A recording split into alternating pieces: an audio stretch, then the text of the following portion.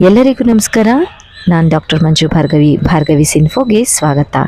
ಈ ದಿನದ ನನ್ನ ವಿಷಯ ವೈಕುಂಠ ಏಕಾದಶಿ. ಈ ದಿನವನ್ನು ಸನಾತನಿಗಳು ವೈಕುಂಠ ಏಕಾದಶಿ, ಮೋಕ್ಷದ ಏಕಾದಶಿ, ಪುತ್ರದ ಏಕಾದಶಿ, ಮುಕ್ಕೋಟಿ ಏಕಾದಶಿ, ಶ್ರೀ ವಿಷ್ಣು ಸಹಸ್ರನಾಮ ಬೋಧನೆಯ ದಿನ, ಸ್ವರ್ಗದ ಬಾಗಿಲು ತೆರೆಯುವ ದಿನ ಹಾಗೂ ಕ್ಷೀರ ಸಮುದ್ರ ಮಂಥನದ ದಿನ ಹೀಗೆಲ್ಲ ಕರೀತಾರೆ. ಬನ್ನಿ ಹಾಗಾದರೆ ಈ ದಿನದ ಇತಿಹಾಸ ತಿಳಿಯೋಣ. ಪಿತೃದೋಷ ಅಂದರೆ ನಮ್ಮ ಹಿರಿಯರು ತಾವೇ ಮಾಡಿದ ತಪ್ಪಿಗೆ ಮುಕ್ತಿ ಹೊಂದದೇ ಇರೋದು. ಎಲ್ಲಿವರೆಗೂ ಆ ಮುಕ್ತಿ ಅವರಿಗೆ ಲಭಿಸೋದಿಲ್ಲವೋ ಅಲ್ಲಿವರೆಗೂ ದೋಷ ಹಾಗೆ ಮುಂದುವರಿಯುತ್ತೆ. ಅಲ್ಲದೆ ಒಬ್ಬ ಉತ್ತಮ ಮಗನಾಗಿ ತನ್ನ ಪಿತೃಗಳಿಗೆ ಮೋಕ್ಷ ಕಲ್ಪಿಸುವುದು ಮಗನ ಕರ್ತವ್ಯ ಆಗಿರುತ್ತೆ.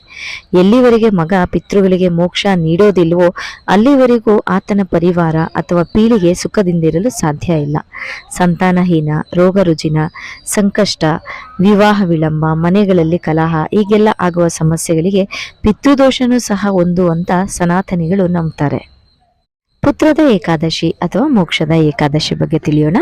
ಚಂಪಕ ನಗರದ ರಾಜ ವೈಖಾನಸ ಹಾಗೂ ರಾಣಿ ಶೈಬ್ಯಳಿಗೆ ಸಂತಾನವಿಲ್ಲದೆ ಕೊರಗ್ತಾ ಇದ್ರು. ರಾಜ ಮಹರ್ಷಿಗಳ ಮಾರ್ಗದರ್ಶನದಂತೆ ತನ್ನ ತಂದೆಯ ಆತ್ಮಕ್ಕೆ ಮುಕ್ತಿ ನೀಡಲು ರಾಜ ನಿರ್ಧರಿಸ್ತಾನೆ. ರಾಜನ ತಂದೆ ಮಾಡಿದ ತಪ್ಪುಗಳಿಂದಾಗಿ ಆತ ಸಾವಿನ ನಂತರವೂ ಮುಕ್ತಿ ಹೊಂದದೆ ಪ್ರೇತಾತ್ಮವಾಗಿದ್ದರಿಂದಾಗಿ ಆ ಪಿತೃದೋಷ ರಾಜನ್ನ ಕಾಡ್ತಾ ಇರುತ್ತೆ. ಹಾಗೆ ಸಂತಾನಹೀನನಾಗಿ ಮಾಡಿತ್ತು. ಆಗ ಪಿತೃವಿಗೆ ಮುಕ್ತಿ ನೀಡಬೇಕು ಅಂತ ರಾಜ ಮುಂದಾಗ್ತಾನೆ.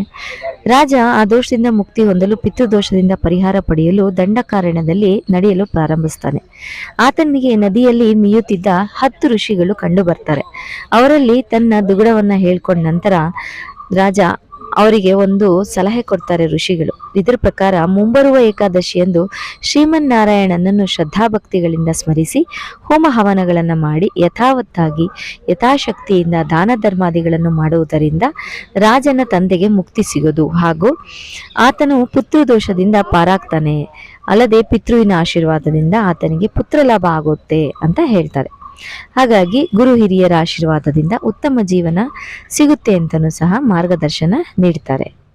ಋಷಿಗಳ ಆಶೀರ್ವಾದದಿಂದ ಪೂಜೆ ಫಲವಾಗುತ್ತೆ ಹಾಗೂ ರಾಜನಿಗೆ ಪುತ್ರ ಸಂತಾನದಿಂದ ಲಾಭ ಆಗಿ ಆತನ ತಂದೆಗೆ ಮುಕ್ತಿ ಸಿಗುತ್ತೆ. ಹೀಗಾಗಿ ಈ ದಿನವನ್ನ ಹಿಂದೂ ಪಂಚಾಂಗದ ಪ್ರಕಾರ ಪುತ್ರದ ಏಕಾದಶಿ ಅಥವಾ ಮೋಕ್ಷದ ಏಕಾದಶಿ ಅಂತ ಸಹ ಕರೀತಾರೆ. ಈ ದಿನದಂದು ಪುತ್ರ ಪ್ರಾಪ್ತಿಗಾಗಿ ಶ್ರೀಮನ್ನಾರಾಯಣನನ್ನ ಪ್ರಾರ್ಥಿಸಲಾಗುತ್ತೆ ಹಾಗೂ ನಮ್ಮ ಹಿರಿಯರ ಮೋಕ್ಷಕ್ಕಾಗಿ ಪ್ರಾರ್ಥನೆಗಳು ಸಹ ನಡೆಯುತ್ತೆ. ಈ ದಿನವನ್ನ ವೈಕುಂಠ ಏಕಾದಶಿ ಅಂತ ಕರೆಯಲು ಕಾರಣ, ಒಮ್ಮೆ ನಂದಗೋಪನು ಸ್ನಾನಕ್ಕಾಗಿ ಯಮುನೆಗೆ ತೆರಳುತ್ತಾನೆ. ಆದ್ರೆ ಅಲ್ಲಿನ ರಾಕ್ಷಸರು ಆತನನ್ನ ಬಂಧಿಸ್ತಾರೆ. ತಂದೆಯನ್ನು ಕರೆತರಲು ಹೋದ ಕೃಷ್ಣನ ದರ್ಶನ ಪಡೆದ ರಾಕ್ಷಸ ಕೃಷ್ಣನಲ್ಲಿ ಕ್ಷಮೆ ಕೇಳಿ ಶ್ರೀಕೃಷ್ಣನ ದಶಾವತಾರ ನೋಡಬೇಕು ಅಂತ ಬಯಕೆ ಮುಂದಿಡ್ತಾನೆ.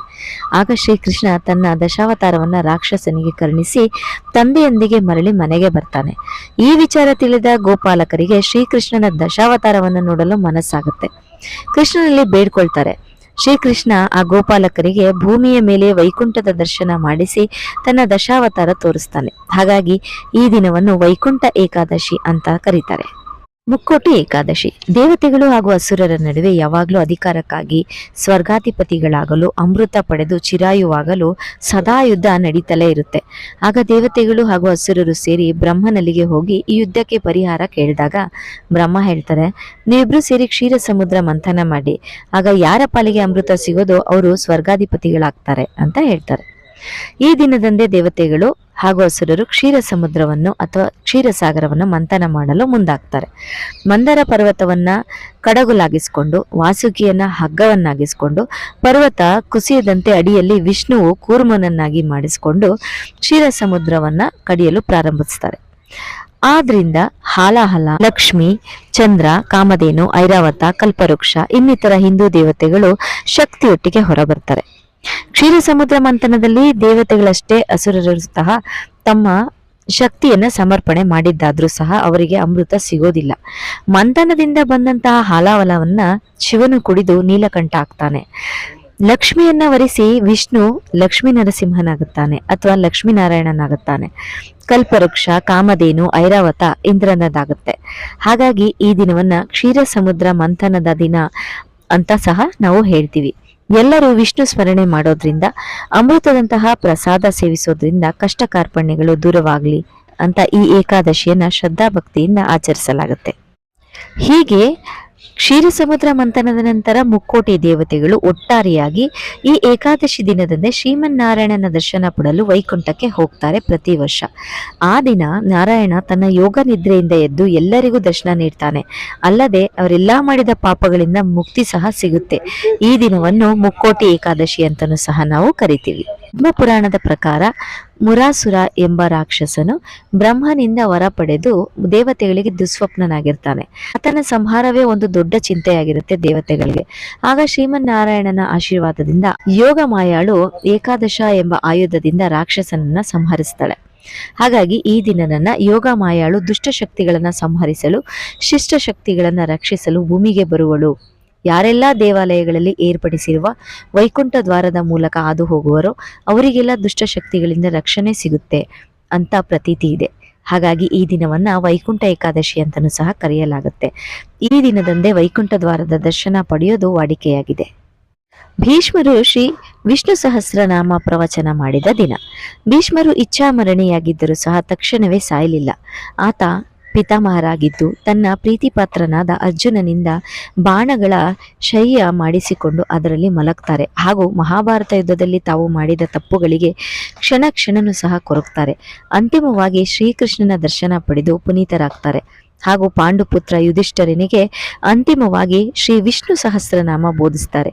ಇದರಲ್ಲಿ ಶ್ರೀಕೃಷ್ಣನ ಅಥವಾ ಶ್ರೀ ವಿಷ್ಣುವ 1000 ಹೆಸರುಗಳುಳ್ಳ ಶ್ಲೋಕಗಳು ಅಡಗಿದೆ. ಹಾಗೂ ಅದರ ತಾತ್ಪರ್ಯಗಳು ಸಹ ಇರುತ್ತೆ. ಇಲ್ಲಿಗೆ ಅವರು ಮಾಡಿದ ಎಲ್ಲಾ ಪಾಪಗಳು ತೊರೆದು ಹೋಗುತ್ತೆ. ವಿಷ್ಣುವು ಆತನಿಗೆ ವೈಕುಂಠದ ಬಾಗಿಲನ್ನು ತೆರೆದು ಸ್ವಾಗತಿಸಲು ಕಾಯ್ತಾ ಇರ್ತಾನೆ. ವಿಷ್ಣು ಸಹಸ್ರನಾಮ ಬೋಧನೆಯ ಆರಂಭದಿಂದ ಅಂತ್ಯದವರೆಗೂ ಬಾಗಿಲು ತೆರೆದಿರುತ್ತೆ. ಹಾಗಾಗಿ ಅವರು ಮುಕ್ತಿ ಹೊಂದಿದ ವೈಕುಂಠ ವಾಸಿಗಳಾಗಿರ್ತಾರೆ. ಈ ದಿನ ಸ್ವರ್ಗದ ಬಾಗಿಲು ತೆರೆದಿದ್ದು ಶ್ರೀಮನ್ನಾರಾಯಣ ತಾನೇ ಸ್ವಂತವಾಗಿ ಭೂಮಿಯಿಂದ ಬರುವ ಎಲ್ಲಾ ಪುಣ್ಯಾತ್ಮಗಳನ್ನ ಸ್ವರ್ಗಕ್ಕೆ ಆಹ್ವಾನಿಸುತ್ತಾನೆ ಅಂತ ನಂಬಿಕೆ ಸಹ ಪ್ರಬಲವಾಗಿದೆ. ಈ ದಿನವನ್ನು ಭೀಷ್ಮರು ಶ್ರೀ ವಿಷ್ಣು ಸಹಸ್ರನಾಮ ಬೋಧಿಸಿದ ದಿನ ಅಂತನೂ ಸಹ ಪ್ರಸಿದ್ಧಿಯಾಗಿದೆ. ವೈಕುಂಠ ಏಕಾದಶಿಯ ದಿನದಂದು ಹಿಂದೂ ದೇವಾಲಯಗಳಲ್ಲಿ ವೈಕುಂಠ ದ್ವಾರದ ನಿರ್ಮಾಣ ಆಗುತ್ತೆ. ಸೂರ್ಯೋದಯದಿಂದ ಹಿಡಿದು ನಾಳಿನ ಸೂರ್ಯೋದಯದವರೆಗೂ ಅಂದ್ರೆ ಏಕಾದಶಿ ತಿಥಿ ಮುಗಿಯೋವರೆಗೂ ಸ್ವಾಮಿಯ ದರ್ಶನ ಪಡೆದುಕೊಳ್ಳಬಹುದು. ವೈಕುಂಠ ದ್ವಾರದ ಮೂಲಕ ಹಾದು ಹೋದ್ರೆ ನಾವು ಮಾಡಿರುವ ಪಾಪಗಳು ಮುಕ್ತಿ ಹೊಂದುತ್ತವೆ.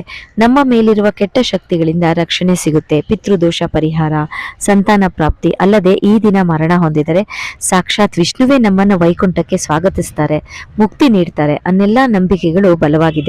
ದೇವಾಲಯಗಳಲ್ಲಿ ಪೂಜೆ, ಅಭಿಷೇಕ, ಪ್ರಸಾದ ವಿನಿಯೋಗ ಯಥೇಚ್ಛವಾಗಿ ನೆರವೇರುತ್ತೆ. ಈ ದಿನದಲ್ಲಿ ದೇವಾಲಯ ಅಲಂಕಾರ ನೋಡೋದಕ್ಕೆ 2 ಕಣ್ಣು ಸಾಲದು.